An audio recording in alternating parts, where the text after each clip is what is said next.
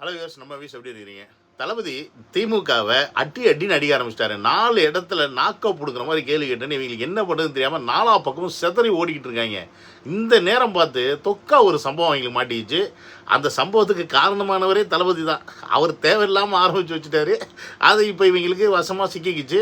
அதை வச்சு இன்றைக்கி செய்து செஞ்சுக்கிட்டு இருக்காங்க எல்லா சோஷியல் மீடியாலையும். நம்ம பசங்க அந்த காலகட்டத்தில் எல்லாருமே சின்ன பசங்களாக இருந்திருப்பீங்க. இது என்ன ஏதுன்னு கூட தெரியாது.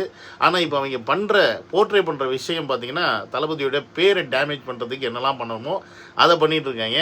ஸோ அது என்ன அப்படின்னு பார்த்தீங்கன்னா 1.5 கோடி ரூபா இன்கம் டேக்ஸ் வரி ஏய்ப்பு செய்து விட்டார் விஜய் அப்படின்றது தான் நேற்று பயங்கரமான வைரல் நியூஸ். அதை பற்றி தான் இந்த வீடியோவில் டீட்டெயிலாக பார்க்க போகிறோம். ஸோ கடைசி வரைக்கும் பாருங்கள். நான் சொல்கிற விஷயத்த கரெக்டாக கவனிச்சிங்கன்னா தான் உங்களுக்கு புரியும், இல்லைன்னா இது புரியாது. அதனால் டீட்டெயிலாக புரியுங்க. ஏன்னா கண்ட நாய்ங்களாம் உட்காந்து நம்மளை கலாய்ச்சிட்டு இருக்குது. அந்த நாய்ங்களுக்கெல்லாம் திருப்பி செருப்படி கொடுக்கணும்னா கரெக்டாக வாட்ச் பண்ணுங்கள். என்னோட சேனலுக்கு யாராவது ஃபஸ்ட் டைம் வரீங்கன்னா சப்ஸ்கிரைப் பண்ணிவிட்டு பெல் பட்டன் ஷேர் பண்ணுங்கள். மறக்காம கமெண்ட்ஸை போட்டு போயிட்டே இருங்க. அதுக்கப்புறம் வாட்ஸ்அப் குரூப்பில் சேரணும்னு நினச்சேன்னா லிங்க் டிஸ்கிரிப்ஷனில் இருக்குது, அதில் கிளிக் பண்ணி ஜாயின் பண்ணிங்க. ரூல்ஸ் ரொம்ப ஸ்ட்ரிக்டாக இருக்கும், இல்லைனா இருக்க முடியாது, பார்த்துக்குங்க.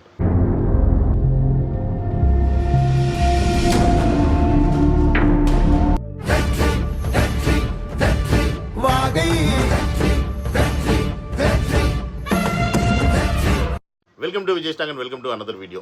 அதாவது நேற்று மதுரை உயர்நீதிமன்றத்தில் ஒரு தீர்ப்பு கிடையாது, ஒரு வாதம் நடக்குது. அந்த வாதத்தை அதை ட்ரையல்னு சொல்லுவாங்க. அந்த வாதத்தை எடுத்து வச்சு இன்றைக்கி இல்லை நேற்றே எல்லா மீடியா சேனல்லையும் தந்தி, சன்னு, அப்புறம் புதிய தலைமுறை ஒன்று விடாமல் விஜய் 1.5 கோடியை மாற்றிட்டார், விஜய் 1.5 கோடி கட்டலை, விஜய் 1.5 கோடி கட்டலை. டேய், அவரோட திருடியாட வச்சுருக்காரு, அவர் சொந்தமாக பணம் சம்பாரிச்சு வச்சுருக்காரு, அதை போய் கட்டலைன்னு இருக்கீங்க. இத்தனைக்கு என்னமோ நீங்கள் கேஸ் போட்டு கண்டுபிடிச்ச மாதிரி கம்முனாட்டிங்களா? அவர் போட்ட கேஸில் ட்ரையல் வந்ததுக்கு எடுத்து வச்சுக்கிட்டு இங்கே உட்காந்து சீன் போட்டு திரிகிறாங்க. இந்த போன ஈத்துறீங்க. அதாவது மக்களை சிம்பிளாக சொல்லணும் அப்படின்னா தளபதிக்கும் புலிக்கும் செட் ஆக மாட்டேங்குது. நான் சொல்கிறது உங்களுக்கு புரியும்னு நினைக்கிறேன். தளபதிக்கும் புலிக்கும் செட் ஆக மாட்டேங்குது. ஏன்னா இந்த இஷ்யூ ஒரு புலி படத்தை வச்சு தான் வந்திருக்கு. 2015 வந்த புலி படம், அந்த படத்தை வச்சு தான் இப்போ இந்த இஷ்யூவே. அதாவது 2015 நடந்த ஒரு விஷயத்த 2025 வரைக்கும் நம்ம இந்திய அரசாங்கம் இழுத்துக்கிட்டு போகுது அப்படின்னா வாட் அ கிரேட் கண்ட்ரி. எந்த அளவுக்கு சட்டத்திட்டம்லாம் இருக்குது அப்படின்றத நம்ம யோசிக்கணும். ஆனால் அது அவங்க கால நேரத்துக்கு சூழ்நிலைக்கு ஏற்ற மாதிரி மாற்றிப்பாங்க. அதுதான் அரசியல்வாதிகளோட பவரு. ஸோ அதெல்லாம் தான் இதில் பார்க்க போகிறோம். அதாவது பார்த்திங்கன்னா 2015 செப்டம்பர் 30 தளபதி வீட்டில் ரெய்டு நடக்குது. எது சம்மந்தமானு கேட்டிங்கன்னா புலி படத்துடைய வருமானம் சம்மந்தமாக ரெய்டு நடக்குது. அதை பற்றின என்ன இன்ஃபர்மேஷன் லீக் ஆச்சு அப்படின்லாம் தெரியாது. இன்கம் டேக்ஸுக்கு சந்தேகம் வந்துச்சுன்னா ரைடு வருவாங்க. அப்படி இல்லைன்னா சினிமா நடிகர்களை தன் வசம் கைக்குள்ளே வச்சுக்கணும் அப்படின்னு நினச்சாலும் அரசியல்வாதிங்க அதை செய்ய சொல்லுவாங்க. இது காலங்காலமாக நடக்கிற ஒன்று தான். ரஜினிகாந்துக்கு நடந்திருக்கு, கமல்ஹாசன் நடந்திருக்கு, இப்போல்லாம் நடக்காது அவங்களுக்கு. ஏன்னா யாரெல்லாம் அரசியல்வாதிகளுக்கு அச்சுறுத்தல் இல்லாமல் இருக்கிறாங்களோ அவங்க வீட்டிலாம் பெருசாக ரைடு நடக்காது. யாரெல்லாம் அரசியல்வாதிகளுக்கு அச்சுறுத்தலாக இருக்காங்களோ அவங்க வீட்டிலாம் ரைடு நடக்கும். ஓகேங்களா? பொதுவாக இந்த இன்கம் டேக்ஸ் அப்படின்னா என்னப்பா அப்படின்றதே ரொம்ப பேருக்கு தெரியாது. அதுவே இங்கே பெரிய விஷயம். நம்ம ஊரில் 20% பேர் இன்கம் டேக்ஸ் கட்டினாவே பெரிய விஷயம் தான். அதாவது நீங்கள் சம்பாதிக்கிற ஒரு வருஷ வருமானத்தில் ஒரு குறிப்பிட்ட அளவுக்கு மேலே நீங்கள் சம்பாதிச்சிங்க அப்படின்னா உங்கள் செலவு போக அந்த அமௌண்ட் இருக்குது அப்படின்னா அந்த அமௌண்ட்டுக்கான வரியை நீங்கள் கவர்மெண்ட்டுக்கு கட்டணும். இதை பொதுவாக பிஸ்னஸ் பண்ணுறவங்க தான் இன்கம் டேக்ஸ்லாம் ஃபைல் பண்ணுறது. இல்லைனா இந்த மாதிரி பெரிய பெரிய கோடீஸ்வரர்கள் பெரிய பெரிய கோடிகளில் பணம் சம்பாதிக்கிறவங்க இன்கம் டேக்ஸ் கட்டுவாங்க. நம்மலாம் எங்கள் இன்கம் டேக்ஸ் கட்டுற நிலமையாக உட்காந்துருக்கோம், நீங்களே சொல்லுங்கள். ஸோ அதனால் இன்கம் டேக்ஸுன்றது வருமான வரி, நீங்கள் பண்ணக்கூடிய வருமானத்துக்கான வரி. ஓகேங்களா? ஸோ இது ஒரு புலி படத்துக்கு தளபதி அவர்கள் வாங்கின சம்பளத்தோட பிரச்சனை. இந்த படத்தை இயக்குறது பார்த்திங்கன்னா பிடி செல்வகுமார். தளபதிக்கு பார்த்திங்கன்னா ஒரு 16 கோடி ரூபா செக்காக சேலரி கொடுத்துருக்காரு. 5 கோடி ரூபா கேஷாக சேலரி கொடுத்துருக்காரு. மீறி ஒரு 15 கோடி ரூபா செக்கோ கேஷோ அன்அக்கௌண்டட் சோர்ஸஸில் அதுவும் சேலரியாக தளபதி அவர்கள் கொடுத்துருக்காரு. கிட்டத்தட்ட எல்லாம் சேர்த்திங்கன்னா ஒரு 34 கோடிக்கு மேலே 35 கோடி ஆல்மோஸ்ட் அந்த வருஷத்தில் அவருடைய வருமானம். புரியுதுங்களா? அப்போ இந்த வருமானத்துக்கான வரியை 2016-17 புரியுதுங்களா? 2016-17 காலகட்டத்தில் அவர் வரி கட்டணும். ஸோ 2016 அவர் வரியை கட்டிடுறார். எதுக்கு? இவங்க இந்த டேக்ஸ்லாம் பார்த்து இது பண்ணிட்டு போனாங்கல்ல. ஸோ இதில் வரியை கட்டிடுறார். ஆனால் இன்கம் டேக்ஸ்லேருந்து என்ன பண்ணுறாங்கன்னா ஒரு 1.5 கோடி ரூபா தளபதிக்கு பெனால்ட்டி போடுறாங்க. இப்போ தளபதி வந்து கேட்குறாரு, நான் தான் 2011 வந்து 16 வந்து எல்லா வரியும் கட்டியாச்சுல, நான் வாங்கின சம்பளத்துக்கு 35 கோடி சம்திங் சம்பளம் வாங்கியிருக்கேன், அதுக்கு வந்து நான் வரி கட்டிட்டேனே அப்படின்னு தளபதிகள் பேசும்போது, அப்படிலாம் கிடையாது. இது வந்து பார்த்தீங்கன்னா உங்களுக்கு போடப்பட்ட பெனால்ட்டி. அதாவது எதுக்கு பெனால்ட்டினா, நீங்கள் வாங்கின 5 கோடி கேஷை நீங்களாக வாலண்டியராக சொல்லலை, நாங்கள் சர்ச் பண்ணும்போது நாங்கள் கொடுத்த அழுத்தத்தால் நீங்கள் வந்து ஒத்துக்கிட்டீங்க. ஸோ அதனால உங்களுக்கு நாங்கள் 1.5 கோடி பெனால்ட்டி போட்டிருக்கோம் அப்படின்றது தான் 2017 நம்ம இன்கம் டேக்ஸ் டிபார்ட்மெண்ட்லேருந்து இவர்களுக்கு சொல்லக்கூடிய பதில்கள். சரி, இது என்னப்பா, நம்ம பணம் சம்பாரித்து அதுக்கான வரியையும் கட்டி எல்லாம் பண்ணியாச்சு, இருந்தாலும் திருப்பி 1.5 கோடி பெனால்ட்டி போடுறாங்களேன்னு சொல்லிட்டு தளபதி என்ன பண்ணுறாருன்னா 2018 முறையீடு பண்ணுறாரு இன்கம் டேக்ஸுக்கு அகெயின்ஸ்டாக. நாங்கள் இந்த மாதிரி ஆல்ரெடி வந்து பணம்லாம் கட்டியாச்சு, வரி கட்டியாச்சு, ஆனால் பெனால்ட்டி போட்டு எங்கள்கிட்ட கொடுத்துருக்காங்க அப்படின்னு சொல்லி தளபதி அவர்கள் ஒரு கேஸை போடுறாரு. ஸோ தளபதிக்கு என்ன இது காண்டாயிட்டு, ஏண்டா நான் பணம்லாம் கட்டினதுக்கப்புறம் நீங்கள் வந்து இன்னமும் திருப்பி பெனால்ட்டி கேட்குறீங்கன்னா அதெல்லாம் கட்ட முடியாதுன்னு சொல்லி என்ன பண்ணுறாரு, கேஸை போட்டு இதை வந்து தள்ளுபடி பண்ணுங்க அப்படின்னு சொல்லி கோர்ட்டில் ஃபைல் பண்ணுறாரு. ஸோ தளபதி அன்னைக்கு அவர் ஃபைல் பண்ணது தான். சப்போஸ் அவர் ஃபைல் பண்ணலை அப்படின்னா ஒருவேளை இந்த பணத்தை வந்து கட்டிட்டு அவர் போயிருந்துருக்கலாம். பட் அவர் நான் பணம் கட்டிட்டேன், என் மேலே தப்பு இல்லை, நீ கட்ட சொல்கிற, நான் இதை மீறி கட்டினா அப்போ நான் திருடினதை கணக்காயிருன்றத மனசில் வச்சுக்கிட்டு அதை ப்ரூவ் பண்ணுறதுக்காக அன்னைக்கு அவர் அந்த ஃபைல் பண்ணுறாரு கேஸை.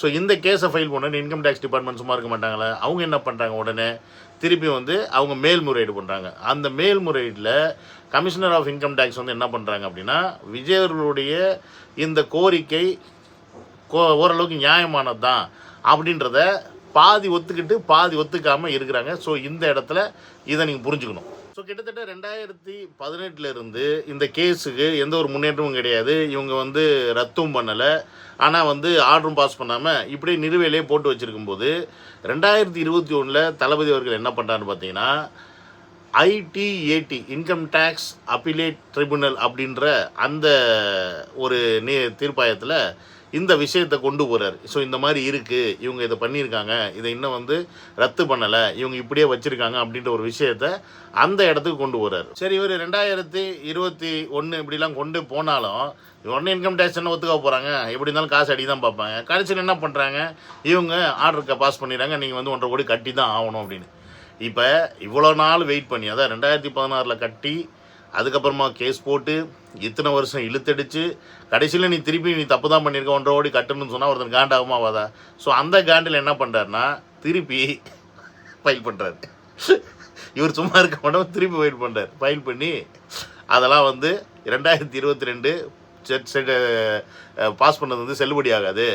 ஏன்னா கால வரையறை முடிஞ்சு போச்சு. கிட்டத்தட்ட 3 வருஷத்துக்குள்ளே அவங்க வந்து எனக்கு ஆர்டர் காப்பி ஒரிஜினலாக பாஸ் பண்ணியிருக்கணும். ஆனால் இப்போ 2022 கிட்டத்தட்ட 6 வருஷம் ஆகிப்போச்சு, அதனால இது செல்லாது அப்படின்னு சொல்லி திருப்பி கேஸை போட்டு அதுக்கான ட்ரையல் தான் நேற்று நடந்துச்சு. ஐயோ, இவர் சும்மாவே இருக்க மாட்டேங்கிறார்ல, வின் பண்ணணும் அப்புறம் இருக்குது. ஸோ நம்மளுக்கு கேஸு போட்டோன்னே திருப்பி ஹைகோர்ட் என்ன பண்ணுது, இடைக்காலை தடை போடுறது அந்த ஆர்டருக்கு. சரி, நீங்கள் வந்து காசு கலெக்ட் பண்ண முடியாது, சும்மா இருக்கலாம் அப்படின்னு. அப்படியே சும்மா இருக்கலான்னு சொன்னோடனே திருப்பி அது ஒரு 3 வருஷம் இப்படி அப்படியும் போகுது. நம்ம ஆளு எடுத்து வச்ச வாதம் தான் நீங்கள் லேட் பண்ணிட்டீங்க அப்படின்னு. ஆனால் இன்கம் டேக்ஸில் இல்லை, நாங்கள் கரெக்டாக தான் இருக்கிறோம் அப்படின்னு சொல்லி அவங்க சைட்லேருந்து இப்படியே வாதம் போய் இப்போ 3 வருஷம் ஆச்சு. இப்போ இது வந்துருச்சு. ஸோ இப்போ வந்தது தான் இப்போ இவங்களுக்கெல்லாம் ஜாலியாக ஆயிடுச்சு. ஸோ இந்த கேஸோட அடுத்த விசாரணை பார்த்தீங்கன்னா அக்டோபர் மாதம் 10ஆம் தேதி திருப்பி வரப்போகுது. ஒருவேளை அந்த டயத்தில் தீர்ப்பு சொல்கிறாங்களா, இல்லை தீர்ப்பு சொல்லலையா, இல்லை அந்த டயத்துலையும் திருப்பி நிலுவையில் போடுறாங்களா அப்படிலாம் நமக்கு தெரியாது.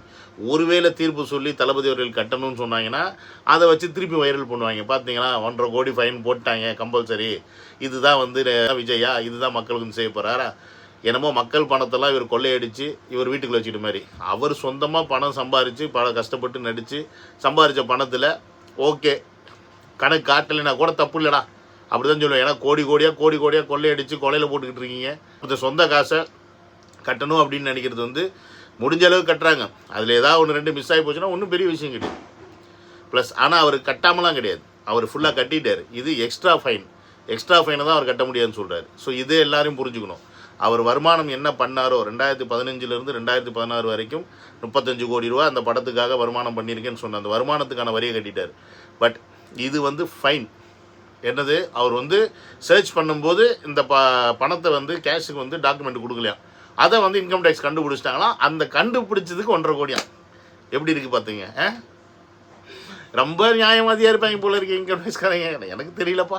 மக்களே, உங்களுக்கு இது இப்போ புரிஞ்சிருக்குன்னு நினைக்கிறேன். இது மாதிரி இன்னும் வந்து பல அவதூறுகள் வரும். ஆல்ரெடி வந்து அசிங்கமாக பேச வச்சுக்கிட்டு சிவாஜி கிருஷ்ணமூர்த்தி ஒரு சைடு பேசிக்கிட்டு இருக்கான், இந்த பக்கம் முக்தார்னு ஒருத்தன் உட்காந்து அவன் ஒரு மாதிரி பேசிக்கிட்டு இருக்கான். இன்னும் பல பேர் பல மாதிரி பேசுறதுக்கு இறங்கிடுவாங்க, இறக்குவாங்க, இறக்கிக்கிட்டே இருப்பாங்க. ஆனால் எத்தனை பேரை இறக்குனாலும் சரி, நீங்கள் எவ்வளோ தான் இங்கே வந்து இந்த மாதிரி விஷயத்தை எடுத்து வச்சாலும் சரி, தளபதி மேலே மக்கள் வச்சுருக்க நம்பிக்கை அப்படின்றது மாற போகிறது கிடையாது. அது எவனுக்கும் புரிய மாட்டேது முட்டா பயல்களுக்கு.